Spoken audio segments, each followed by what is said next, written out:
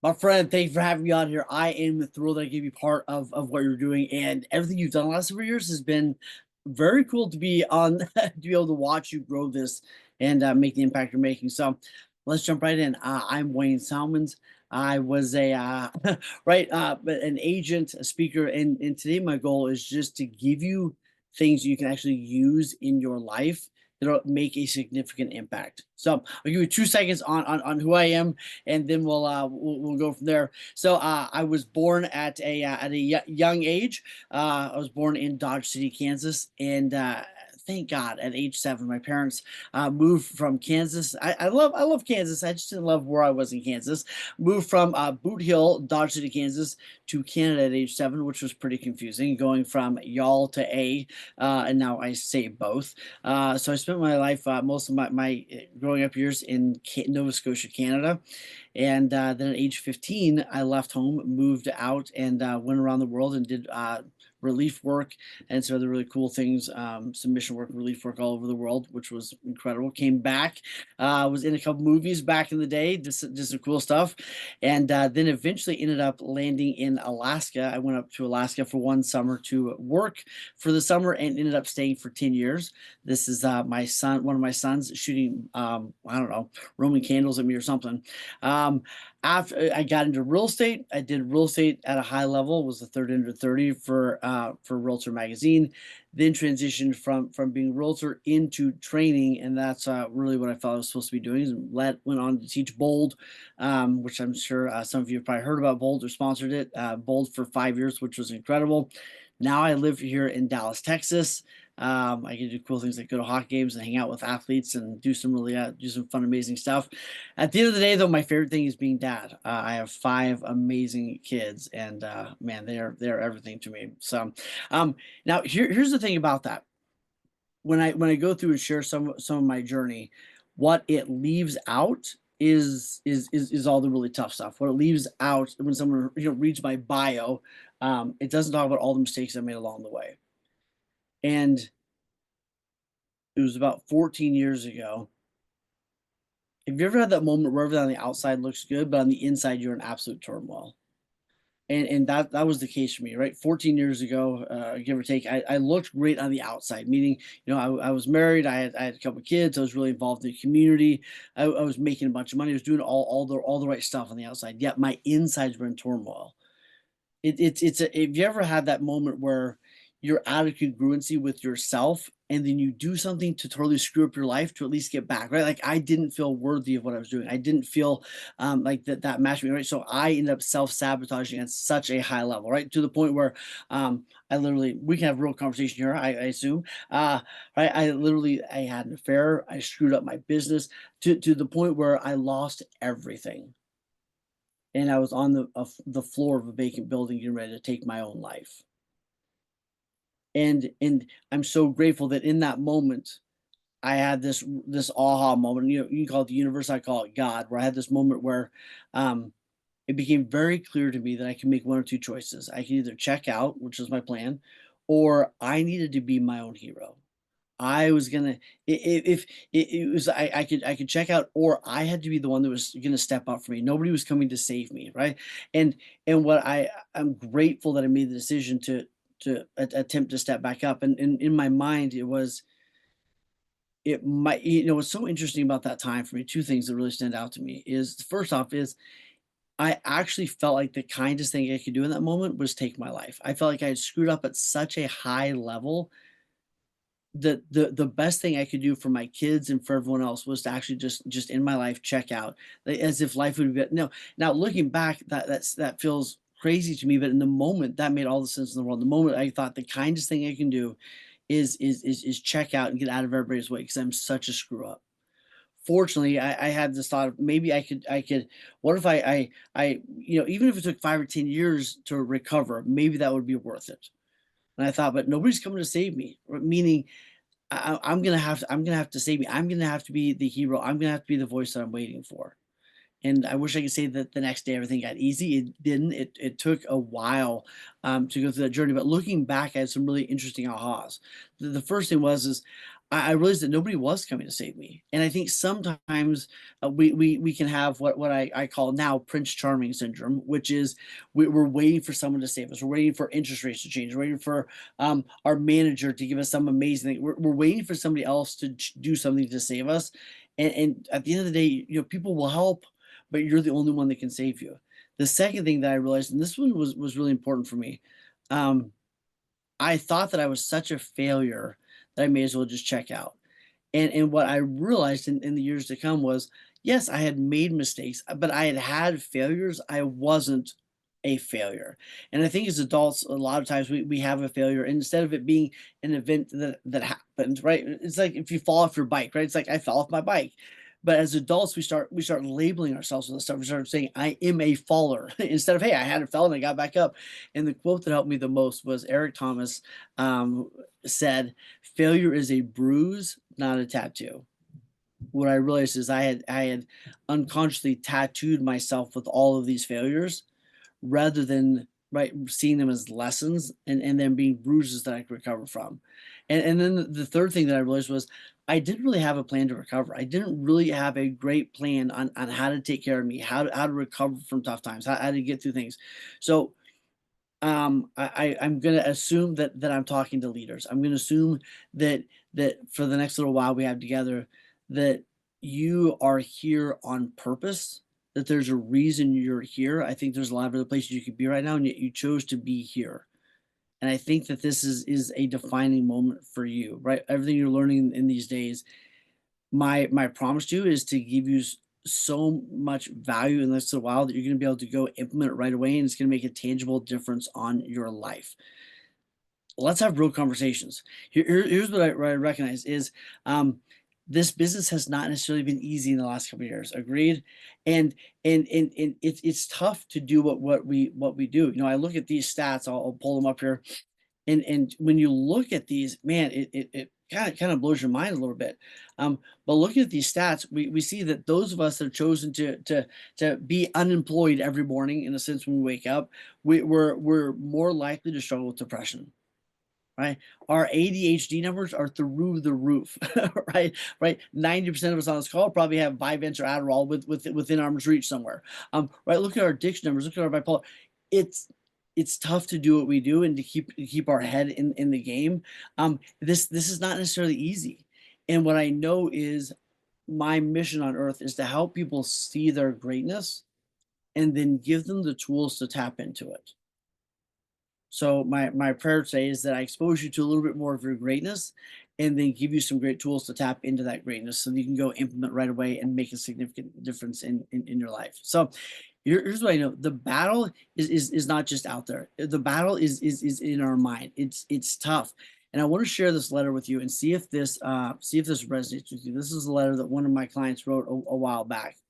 And he said this, he wrote to his wife, Sarah, and he said, Sarah, please bear with me. This isn't easy. But the time has come and I can't hide anymore. I need to be 100% honest with you and myself. I realize the past year I've been living in delusion and it's caught up to me. It's caught up to us. I made a lot of promises this last year. I promised a vacation we would go on, the time I would take off. I told the kids about a bunch of stuff that we would do. And still, I have the list written down in my office drawer. And I looked at it and it gave me a huge gut punch right to my heart. I gave you my word that everything would be great this past year, that I would do my best. Yet in reality, it wasn't. There were way too many days I went to work and didn't do what I needed to do. I knew what I needed to do, and I slacked off. I slacked off from making calls and doing the hard stuff that I know I should have done. Sitting here, I'm thinking about all the things that I wrote on that list, and it breaks my heart to realize how much time I spent complaining about the market, how much time I spent telling you I was trying while knowing deep down inside I wasn't doing my best. I'm ashamed to admit to you that I'm not the man you needed this last year. I wasn't the dad our kids needed, and the guy our kids were counting on. You deserve more, a lot more. I let my fear justify my inaction, and now I'm sitting here face to face with reality. I played small. I convinced myself that it was normal and okay. Everybody was having a tough time. Yet my lack of focus and lack of effort, it pushed us apart And while I tried to blame everything and everyone else, the market, the customers, I even found myself blaming you and the kids for distracting me instead of looking in the mirror and taking really deep accountability. I hope you can forgive me. I want to do better. Don't lose hope. Here's my question for you. Could you have done better this last year?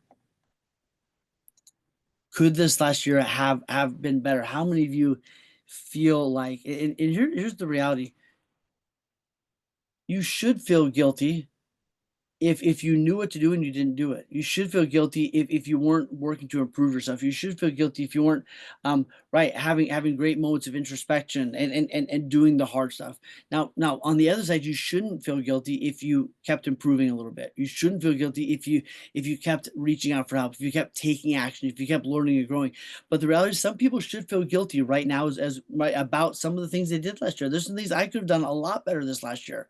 The key is grace with recommitment.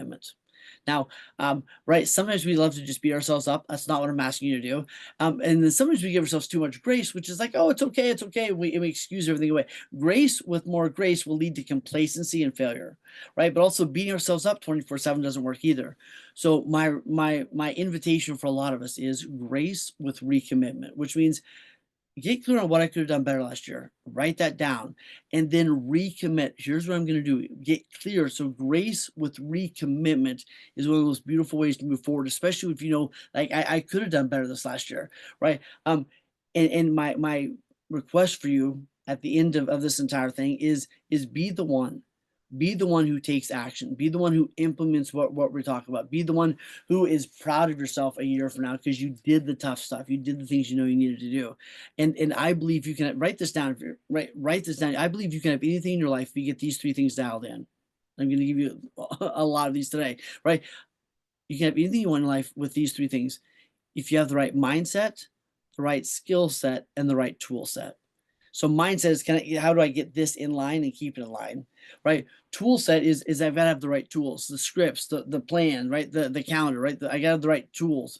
And then the skill set is knowing how to use the tools. So I'm going to give you some of those today. But seriously, thank you for having me. And let's start this way. So let me give you some of the things. Let me give you some truths about this year, and see if these resonate with you. So here's the first one. I don't believe this is gonna be the easiest year of your life. I don't think this is gonna be the easiest year in business, right? I think a lot of us maybe were hoping interest rates would change a bunch or a lot of different things would happen. I don't think this is gonna be the easiest year. I think it's gonna be good, but it's not gonna be the easiest. Second truth is what got you here won't get you there. What led to this level of success you have right now is not going to get you to the next level of success. Yeah, the market can carry you up, but if the market carries you up, the market will carry you down. What got you here isn't going to get you there. Third thing is you didn't come this far to just come this far. You have survived a lot in the last couple of years. Think about all the things you've pushed through, all the things you've overcome. You would have not come this far to just come this far. And you decided to start. And now I want you to really decide to win. This year is a year of decision and decide. There's a lot of people that decide to start and not most people decide to actually win and push through. So that's my request for you. So my thing is do you want this to be the best year of your life? I'm not saying necessarily the easiest year of life. I'm saying the best year of life, a year that you are wildly proud of you. You're proud of your actions. You're proud of what you did. You're proud of what you pushed through. See, there's some people that want an easy year. I'm telling you that an easy year is not coming, right? And that's okay though, because what most people are, when you ask people what would it take to be the best year of your life, they go, hey, be easy. You're right. I don't have any financial issues or family issues, whatever. You're gonna have issues. It's going to be tough. This last year was tough for me. My mom was sick most of this last year, along with the market, along with everything else. And to be very transparent, right tomorrow, my mom passed away just a couple of days ago, and her funeral's tomorrow. This is not easy. You know what I'm proud of? I'm proud of the time we spent together. I'm proud of how I showed up for her. See, I think happiness is the byproduct of doing tough things. I think happiness is the byproduct of this happened and here's how I went through it. right? The market, shifted, and I figured a way through it, right? I lost these clients, and here's how I figured out how to get more. See, you go to somebody who's later on in life and you ask them, what are you most proud of? And they tell you the tough things that they made it through, the tough things that they overcame. So my challenge for you is for this to be the best year of your life. I don't think it's gonna be the easiest. I think it's gonna be a year where you're really proud of you and how you went through it. What were the challenges you decided to take on head on? And how did you go about that? Who were you through that? So my first question is like, what do you want to be proud of at the end of this year? If we're sitting here a year from now, think about what do you want to be proud of? What do you want to say? Here's what I got through. Here's what I did. Here's how I showed up. Now, if you don't want that, and you want to measure your up, before I give you everything, all the good stuff to do, let me share with you what I see people doing, or let me just give you the top 5 ways to measure your up. If if somebody wants that list, here's the first thing. And I see people getting stuck in this sometimes. The first one is the first best way to measure yourself up this in the next 11, 12 months is to get stuck in resistance and resentment. There are so many people right now that are stuck in resistance and resentment. Right? I shouldn't have to do this. I don't want to learn this. I shouldn't have to put that house on the market. I shouldn't have to fight for this. I shouldn't have to, repull this thing. Whatever. There's so many people that are stuck in resistance and resentment. And I'll tell you what, when you find yourself stuck in resistance and resentment, it's literally like yanking the handbrake on your success. It's yanking the handbrake on your momentum. So ask yourself, is there anything right now that you're resisting or resenting? Because you can choose one of two things. This is one of the things my coach told me earlier this year, right? You can be in a state of opposing, or you can be in a state of composing. Opposing is like resistance and resentment. It's fighting reality. It's not choosing to accept what is, right? And you can be opposing or you can be composing. And my challenge for all of us is to get into a state of composing and out of a state of opposing. Right. The second best way to really measure your year up is to avoid tough conversations. And I think there's 3 levels, or at least a couple levels of tough conversations. And one I see a lot with the clients I'm coaching is the first level is they're not great at tough conversations with their clients. And that's the first thing you got to get great at. You got to get great at how do I have tough conversations with my clients and help them see the reality and understand the options they have in front of them. The second is some of us need to have tough conversations with our teams and helping them realize here's what it's going to take to win this year. I hope you're on board because here's what it's going to take. And if they're not on board, that's okay. Right. But here's what it's going to take. And then the third level of tough conversations is you with you. What are you pretending not to know? Now, what do you think about that for a moment before I give the next two? Think about this for a second. What are you pretending not to know? Are you pretending not to know your schedule's got to be different? Are you pretending not to know that you don't have enough, right, of list and you need to go find more? Are you pretending not to know I got to make some cold calls? Are you pretending not to know that my daily schedule is not in line with where I want to go? Are you pretending not to know, hey, if I do this over and over again, I'm not going to get where I want to go? What are you pretending? Are you pretending not to know there's a skill you need to improve? Maybe you need to improve your skill of tough conversation. Maybe you need to improve your delivery skill. Maybe you need to improve, right, your attractive factor and how people are drawn to you, right? Right. What are you pretending not to know? Have the tough conversation with you. Here's the third thing you can do to screw your year up if you really want to. The third one is stay in confusion. Man, I see so many people doing this right now. They're pretending not to know what to do. So many people are like, I just don't know what to do. I don't know what to do. I don't know what to do. But when I really get into it, most people do know what to do, or at least they have a good idea, right?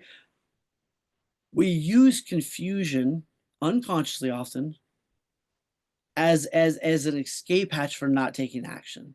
We use confusion to justify not doing some of the hard stuff.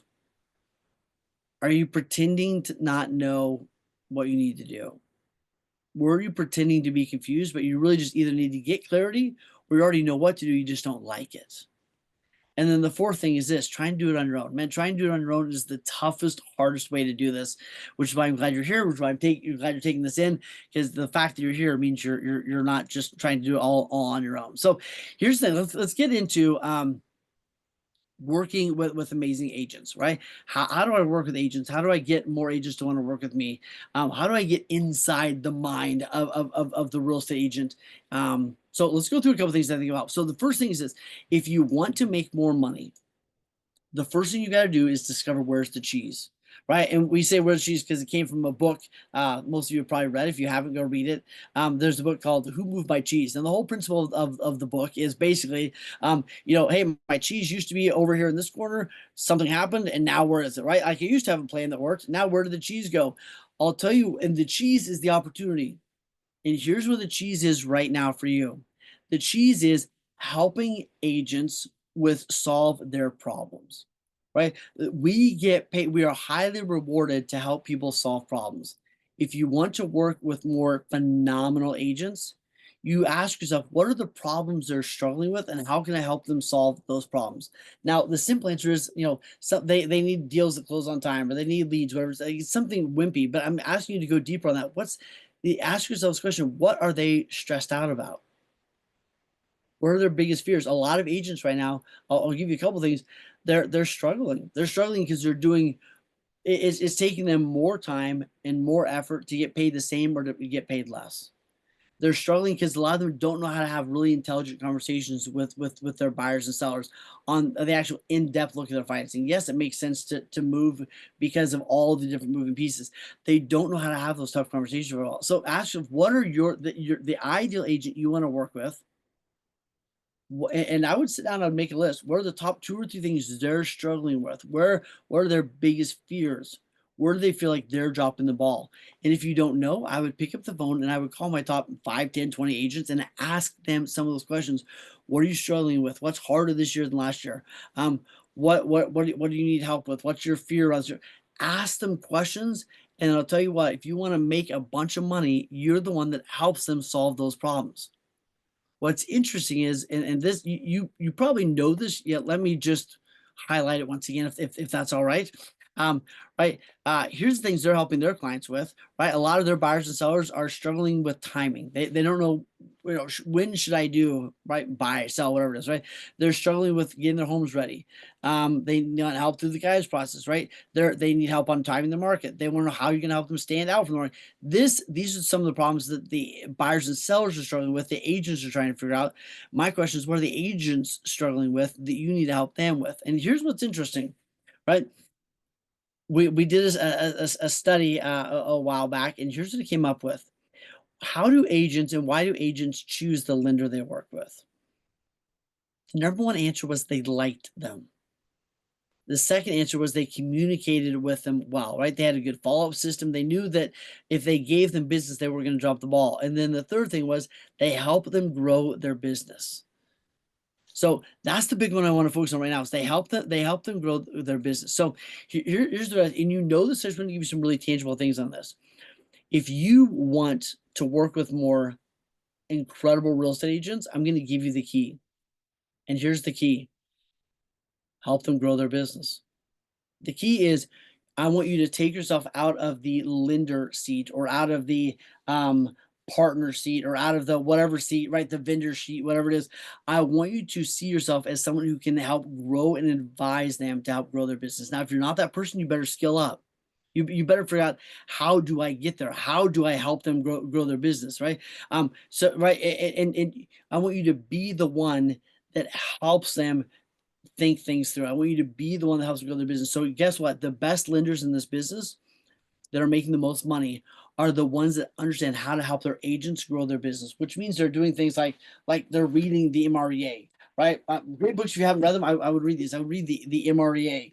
I was grateful that I'm actually in Canada right now, and I was grateful that my brother's home office, he had all these books. Right, most of them I think I've given to him. Right, go out and read Shift Again.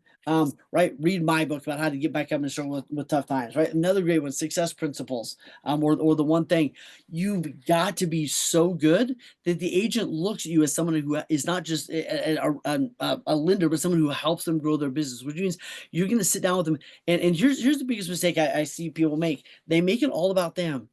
I started coaching an agent or a lender about a year ago, and I said, "All right, give me your pitch. How good do you think your pitch is?" And he goes, "I think it's awesome." And I said, "Obviously, it's not, because nobody's working with you." And he gave me the typical pitch he would give a real estate agent. And I'll tell you what, it was all about him. It was about, we close on time, we do this, we got this product, we got this, we got this. It it was terrible. Nobody gives a rip about all that stuff. I will tell you again, nobody gives, I know it's important. Nobody gives a rip about it. What they want to know is, do you give a rip about me? And can you help me grow my business? If you learn how to be a partner, or another way of saying that, if you learn how to be a trusted advisor for your real estate agents, you will win, and they will stay with you for life. So here's some of the things that I would have you do. First off is show up and give them actual value. Now I know that word value is thrown around a whole lot, but here's what I mean when I say value. Give them something tangible. I would go to open houses and I would say, hey, my name is Wayne. I'm a lender with XYZ. Here's this sheet that helps break down financing options. Or here's something that I got from my real estate coach that I wanted to share with you.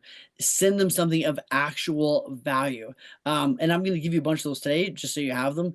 I'm going to give you a couple things like the best ever sheet. I'll give you questions that agents can ask their team members that are really valuable. Stop sending crap and ask yourself this question: would I want to get what I'm sending? Would it be valuable to me?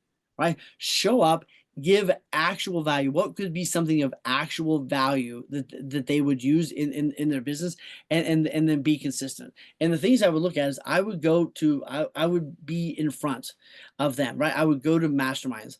I would go to classes with them. Right? Stop sponsoring classes, start going to the classes, right? If there's bold in your area or something else, right? Go be part of the class, roll up your sleeves and participate with them in those things, right? And the third thing I would do is, I would get so good at speaking that I got asked to speak instead of be the sponsor. I would create a half an hour training, or a 20-minute training, whatever it is, and I would get so good at presenting that there was actual value to agents, that they would pay you to show up and present that, instead of just have you be the vendor that brought in lunch and then disappeared, right?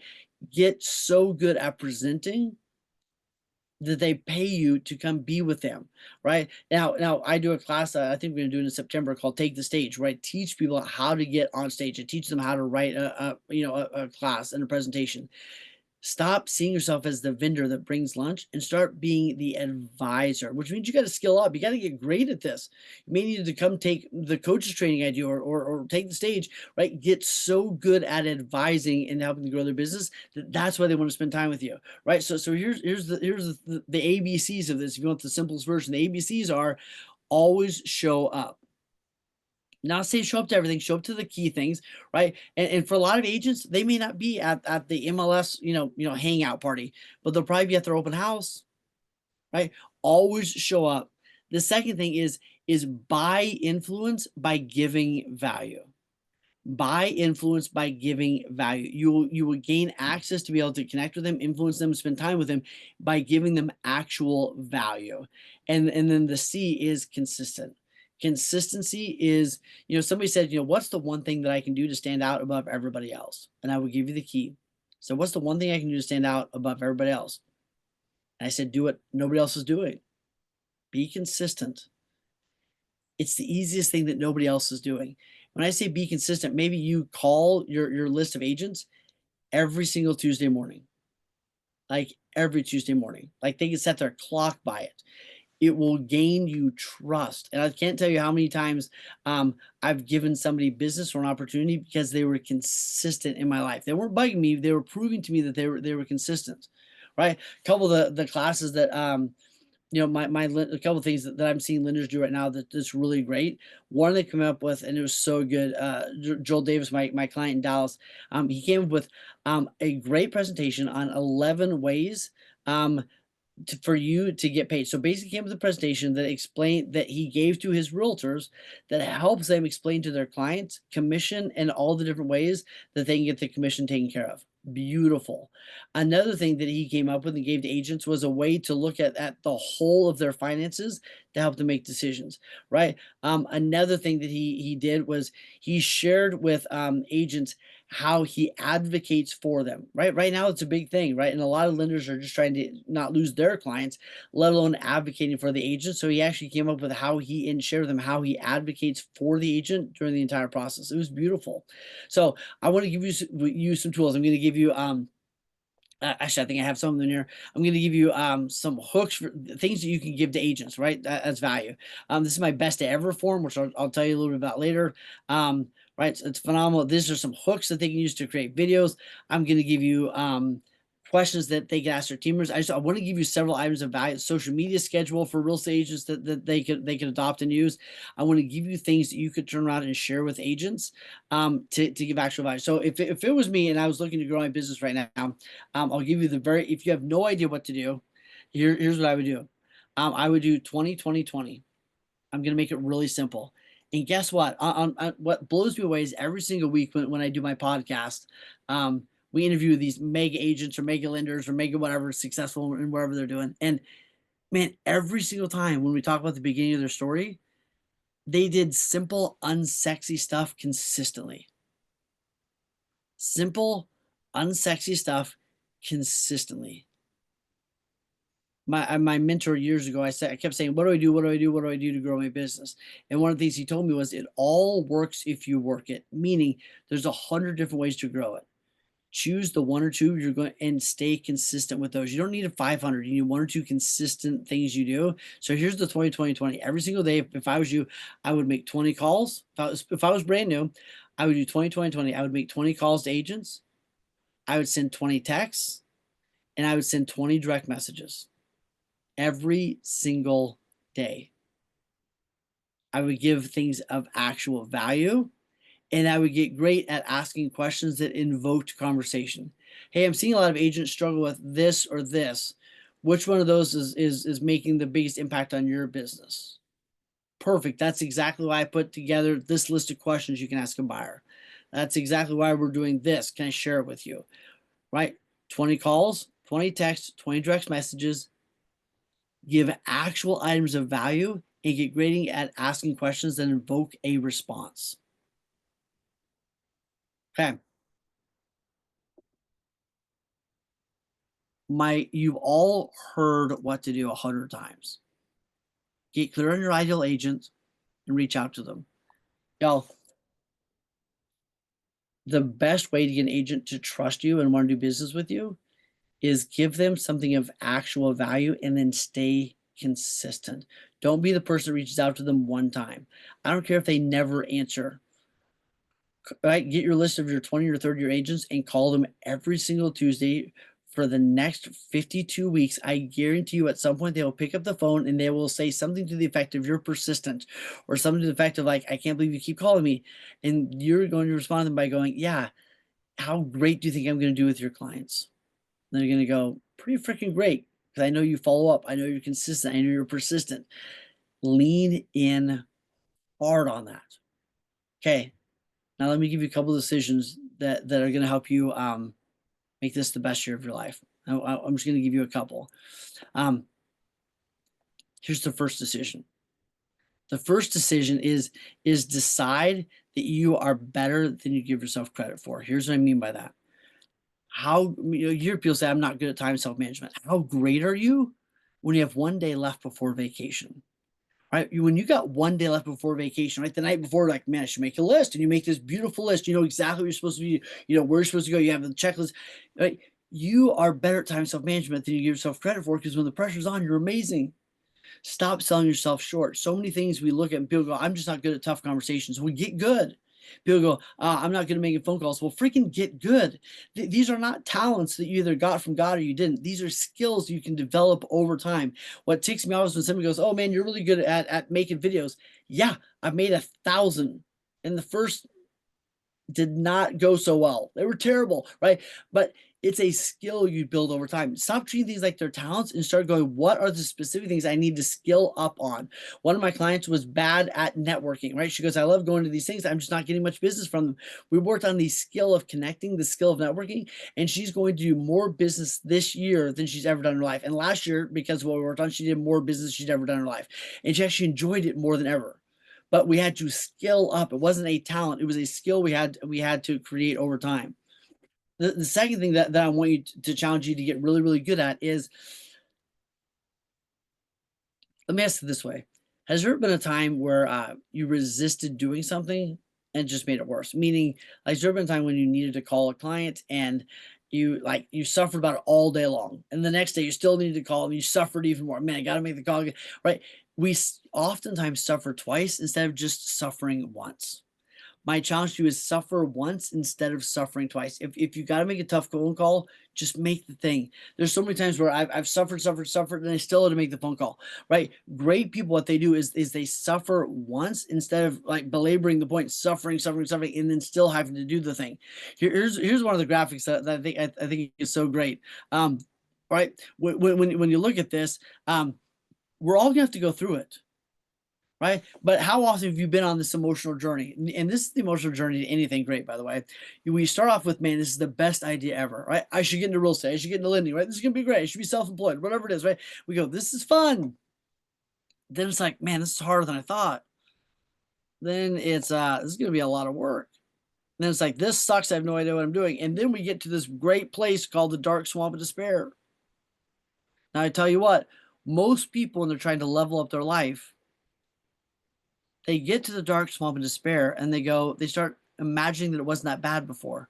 Or they go, I'm just not meant to do this. I'm just not cut out of this. I'm just not meant to be self-employed. I'm just not meant to be a morning person. I'm just not meant to have tough conversations. I'm just not meant to be good on the phone. No, when you get to the dark swamp of despair, I want you to take a breath and realize I'm halfway. When you hit the dark swamp of despair, when you feel like throwing in the towel, when it's at its most brutal, you're halfway. Keep freaking going, right? And then after the dark swan of despair, you get to, this still sucks, but I'm getting a little better, right? And then all the way up here, it's, man, I'm really proud that I pushed through. I'm really proud that I did not give up on this. I show you this slide because when I'm going through this, when I'm leveling up part of my life, when I'm going through a challenge, it's helpful to remind myself this, right? When I hit the dark swan of despair, first off, this is just part of it, and second off, right, I'm halfway. We all get tilted. We all have tough days, but the more you can suffer once instead of suffer twice, and the better you can get at recovering, the more powerful you're going to be. And for the sake of time, I'm not going to go too far into this, but what I want you to realize is your ability to recover quickly is going to be one of the biggest differentiators between you and everybody else. Right? Those who recover slow sit on the sidelines for most of their life. You're going to get tilted. We're going to have bad days, right? On good days, it's like we're focused, intelligent, aware, relentless, confident, driven, all these great things. And then we get tilted. Something bad happens, or we're learning a new skill, or the market doesn't do what we want it to do, and we can get aggressive, arrogant, obsessive, cutthroat, irrational. We can get tilted, and you've got to develop the skill of, how do I get back? How do you get back to the true me? And some of the best things you can do is ask yourself questions. And if you want to go here, you can get my book that has great questions in there that will help you recover quickly. Yet what I recognize is most people don't have recovery strategies pre-planned. So for you, what are some of the ways you're going, and take a second after today and think about this for a moment. What are the ways you're going to recover intentionally when you have a bad day? Maybe it's you need to meditate for 5 minutes. Maybe you need to take a 5-minute walk. Maybe you need to call a friend that can help talk it out. Maybe you need to ask yourself some of the questions that are in the book. But I want to challenge you, and I'm going to give you a couple that helped me a lot here in just a second. But my challenge is to recover quickly as you go through this year. Because here's the truth of the matter, and you all get this. Anybody can get excited. Anybody can get excited about a new year or about goals or whatever it is, but it takes another gear, takes tools, and another gear to stay consistent. Which means today and after everything you're going to learn right through this entire thing is you're going to learn lots of different strategies, lots of different ways things do. My question for you or my challenge for you is to choose one or two things and then do them when you don't feel like doing them. And I think it was Steve Covey who came up with one of the definitions of commitment that I love. He said, "Commitment is doing what I said I was going to do, even when I don't feel like doing it." My challenge is: are you going to be? You probably heard it said, enthusiasm is common, but endurance is rare. A quote that I have on the wall in my office is this. I put it on the slides because I like it so much. Mine's worded a little bit differently, but it says, "Winners wait, or losers wait for motivation, and winners get stuff done." I put that on the wall in my office to remind me at any moment I don't feel like doing it. It reminds me, right? Losers go based off their emotions. Winners do it when they don't feel like doing it. And the question is, are you someone that does it when you don't feel like doing it? That's the magic. The magic is doing it when you don't feel like doing it. So one of the things that I would challenge you to do, especially after these 2 days, is is figure out what are the one or two actions you want to consistently take based on what you've learned. What are the one or two things that, man, if I do these right every single day, right throughout the rest of this year, it's going to be a hell yeah year. So one of the things I did in my home office is I have a jar of marbles, and there's 220 marbles in one jar, and every day I take a marble, and if I did my most important activities that day, the two or three most important things I said I was going to do, maybe it's make my 20 calls, maybe it's do my 10 messages, whatever that is, I get to move a marble from one jar to the other. Now, if I didn't do it, I have to throw the marble away. Every day, it's like if I get 220 of these, if I do my most important key activity every day for 225 days, which is about how many days I'm going to work in a year, I know I'm going to win. But every day I'm making a vote. When I don't do it, I'm voting to not have the outcome in the year that I want to have. When I do it, I get to take that marble, put it in the jar. Hey, today I did the most important things, and I'm voting for me. I'm voting for the results. And here's the thing: when you look at this, um, this is huge. And by the way, in just a second, I'm going to give you a QR code, and I'll send you all a bunch of things you can share with agents, a bunch of different things that you can have to give actual value. But before I do that, I want to give you these questions, and this is the I call it the jokingly I call it the WWRD, and make sure you write these down. Your focus will determine everything this year. So the first question is, are you going to focus on what you can control or focus on what you can't control? Tell you what, people that consistently focus on what they can't control live in misery. Right? You probably know someone that all they do is focus on what they can't control, and it drives you insane. On a daily basis, I have to ask myself, what do I can control? Right? What's within my control? Right? Right. So the first question is, what can you control? Second question is, what do you have? I can either focus on what I have, or I can focus on what I don't have. People that focus on what they can't control and focus on what they don't have are miserable. The people that are succeeding and are happy and fulfilled and doing great things focus on what they can control, and they focus on what they do have. You might not have all the money, but maybe you have time. You might not have all the time, but you have your artistic talent. Whatever it is, right? What do you control? What do you have? The third question is right, what do I need to do right now?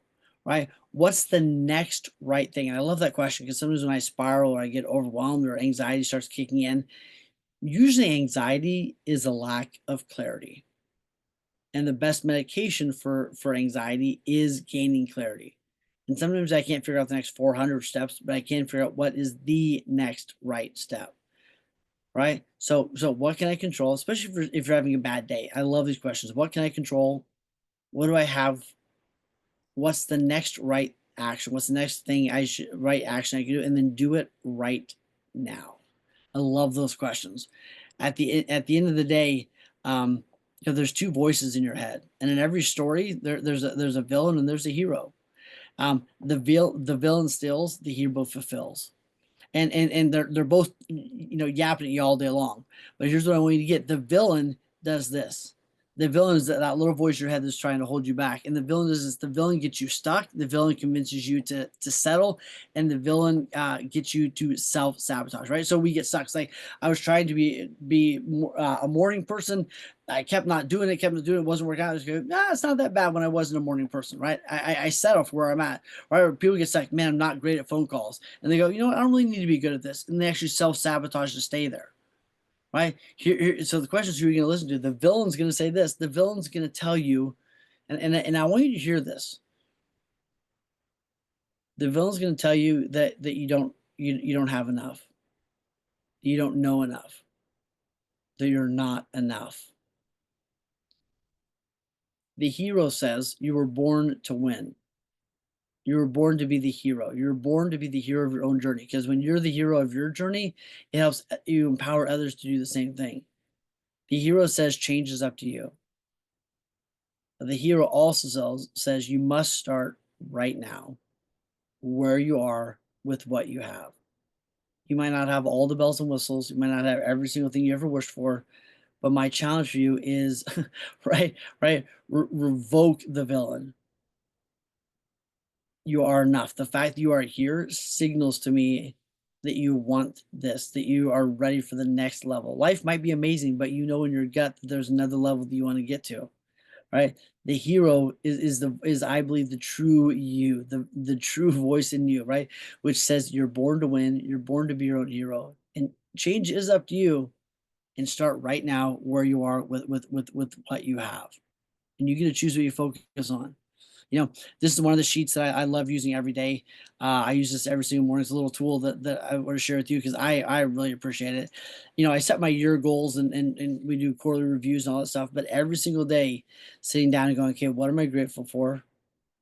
I rewrite my 90-day goals every day to remind myself what I'm after this quarter. And then I write down my 2 or 3 musts. What are the 2 or 3 most important things that if I may not get everything done, but what are the 2 or 3 most important things that if I get those done, it was a hell yeah day. And I love that this simple tool because it allows me to focus and stay in my lane.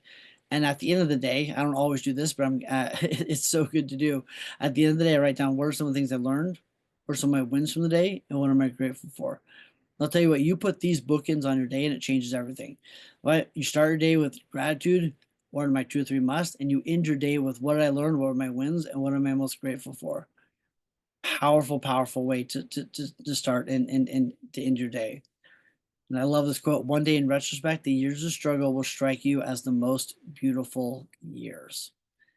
So my challenge for you in from this, choose the 1 or 2 things you need to do and then lean the hell in, right? I love our creed at the Hero Nation is I'll become my own hero because my soul demands it, my family deserves it, and the world is starved for it. Um, I believe you were born to win. I believe you were born to be the hero of your own story, and I believe you were born to continue to grow in to the greatest version of you. So I said I would give this to you. So I'm going to leave this on the screen. I am Wayne Salmans, coach with the Hero Nation coaching company.